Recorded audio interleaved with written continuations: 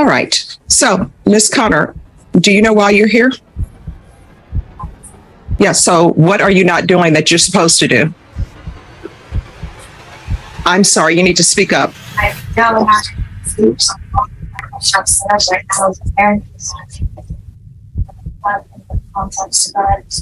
No, let me just tell you the report I've received. One, there's an issue with your testing positive for marijuana. You can unfurl your arm. So why are you testing positive for marijuana?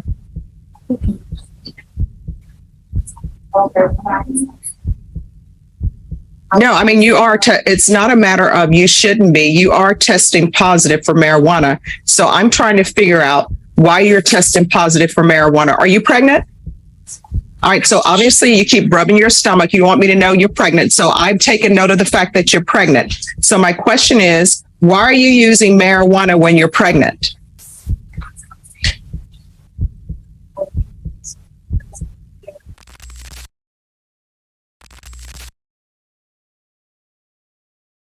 No, you're still doing things. I mean, this is what ends up happening in court all the time.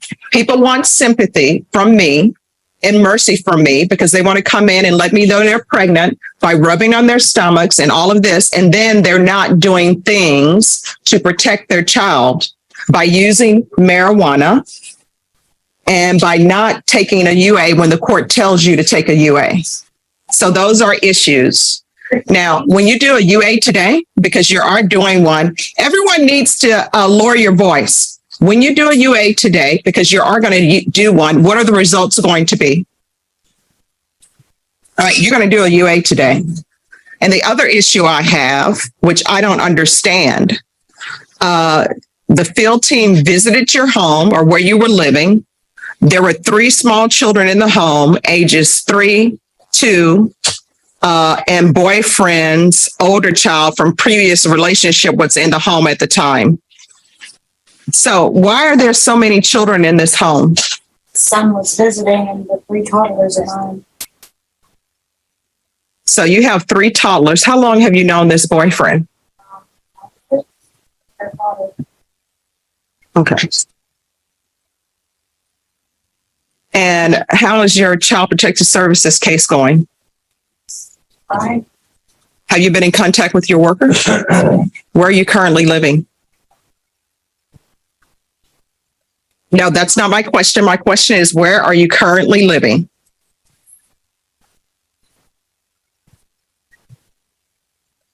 So you're not in, are you in Bexar County? Did I give you permission to leave Bexar County?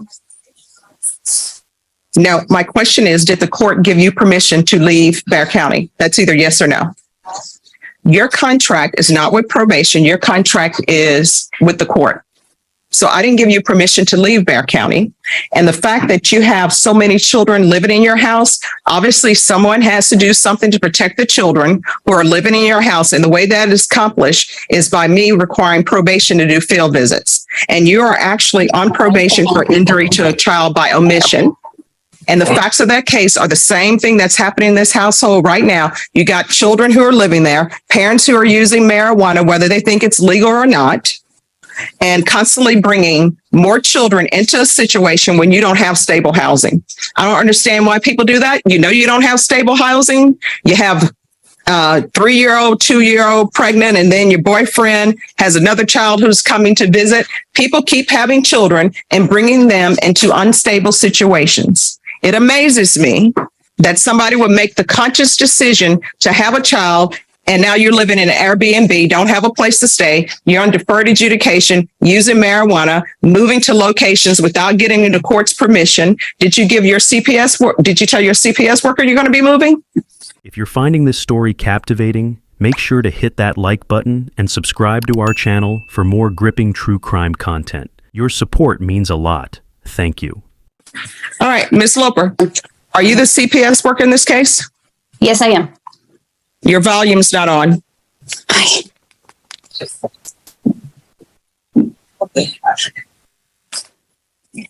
Okay, yes, I am.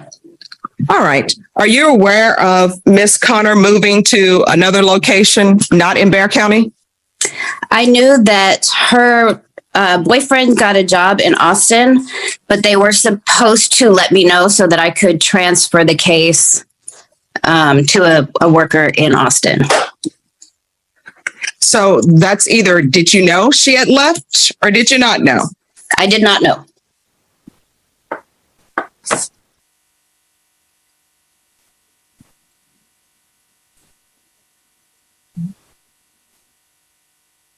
Mhm.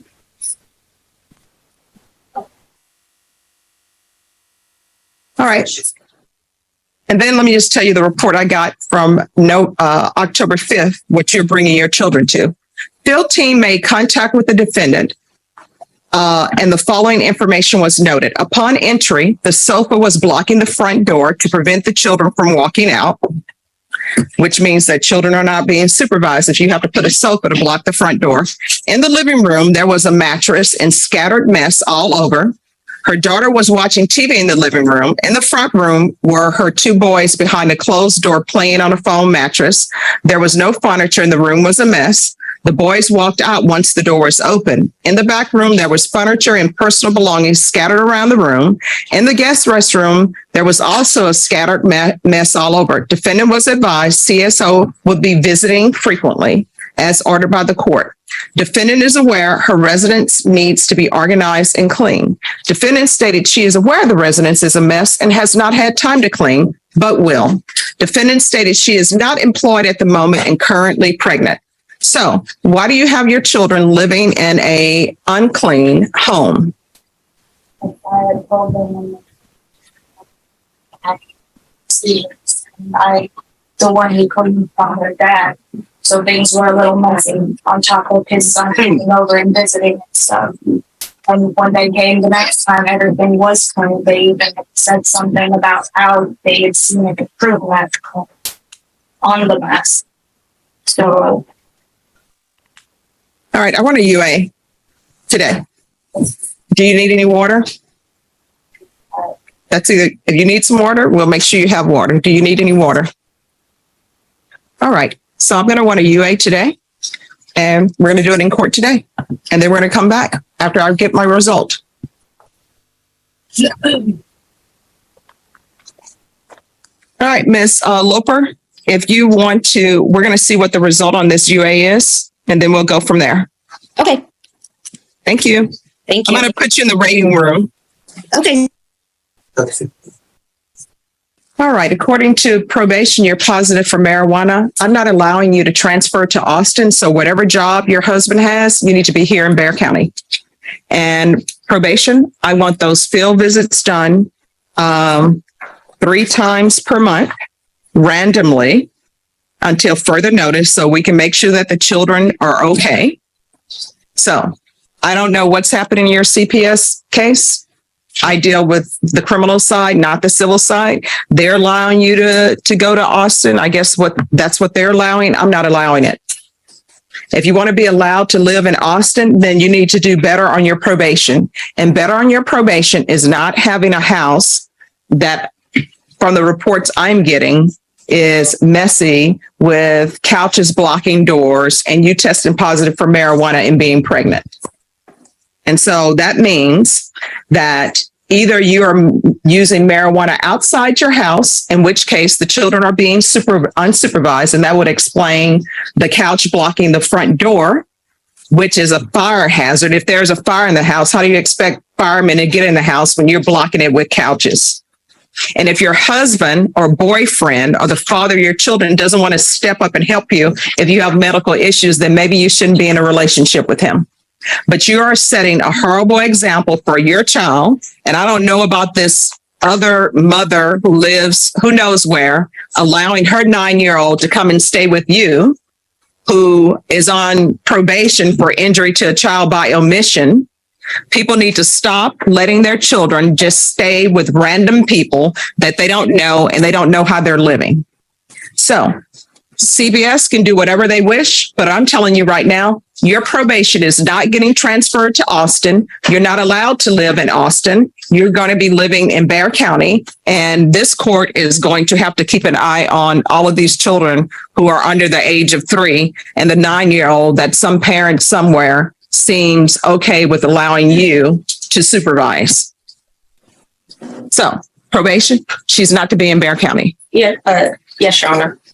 And if you live in Bexar County and you leave this county to go when I didn't give you permission to, a motion to revoke is going to be filed.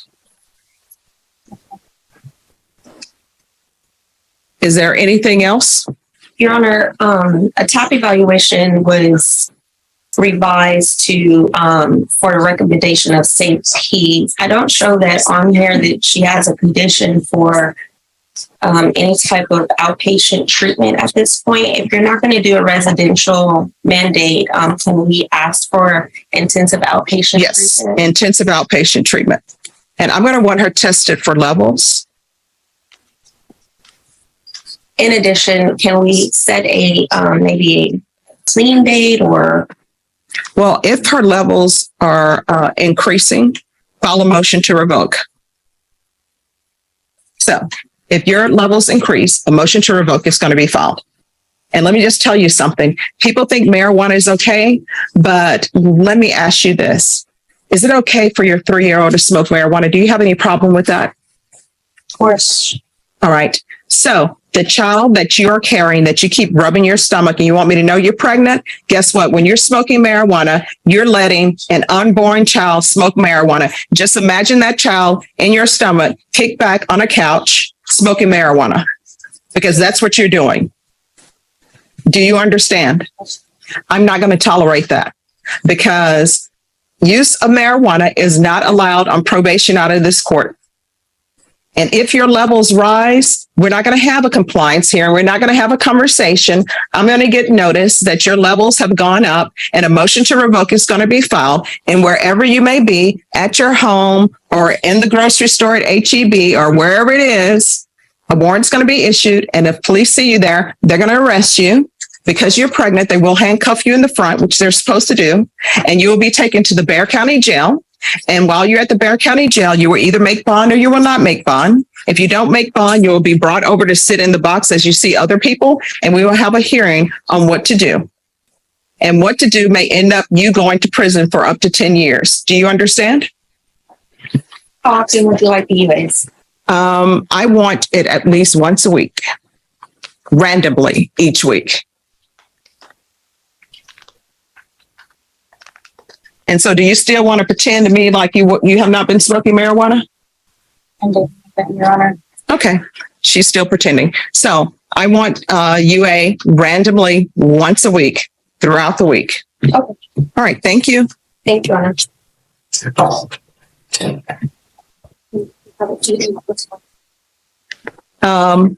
CPS, is there anything else you need? No, there's not. All right. Thank you. Thank you. This case wasn't just about a single bad decision. It was a pattern of choices colliding with the expectations of the court. Judge Boyd didn't just hand down conditions. She delivered hard truths, hoping they'd spark real change. But do you think the system gave her enough support? Or was the pressure just too much to handle? Let us know in the comments. Thank you for joining us in uncovering the chilling details of this case. If this story has left you disturbed or reflective, please share your thoughts and reflections.